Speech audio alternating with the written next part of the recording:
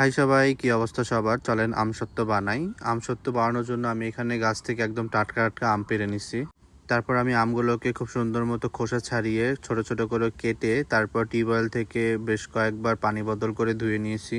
তারপর আমগুলোকে সরাসরি কড়াইতে দিয়ে তার মধ্যে লবণ আর পানি দিয়ে ঢাকা দিয়ে বেশ ভালো করে একদম সিদ্ধ করে নিয়েছি যাতে পুরোপুরি গলে যায়। এরপর একটা চালনির মধ্যে আমগুলোকে নিয়ে একদম খুব সুন্দর করে আঁশগুলোকে ছাড়িয়ে নিছি। তারপর মশলার জন্য এখানে আমি শুকনা মরিচ আর পাঁচফোড়ন ভেজে গুঁড়ো করে নিচ্ছি।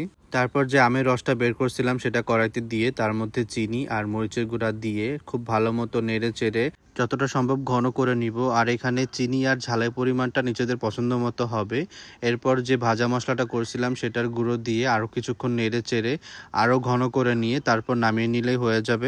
এরপর যে আমসত্ত্ব যেটা রোদে দিব সেটাই আমি সরষের তেল মেখে নিয়ে তারপর এর মধ্যে আমসত্ত্বটা ঢেলে খুন্তি দিয়ে এরকম সমান করে তারপর ঘরের চালের উপর রোদে দিয়ে দিছি। এইখানে আমার কাজ মোটামুটি শেষ, বাকি কাজ রোদে করবে এবং রোদে শুকানোর পরে আমসত্ত্বটা কীরকম হইলো দেখতে সেটাও আপনাদের দেখাবো। ততক্ষণে চাইলে আপনারাও এভাবে আমসত্ত্ব বানিয়ে নিতে পারেন। আর বানাইলে বানান, না বানাইলে না বানান, আমার কি, আমি জায়গা টাটা।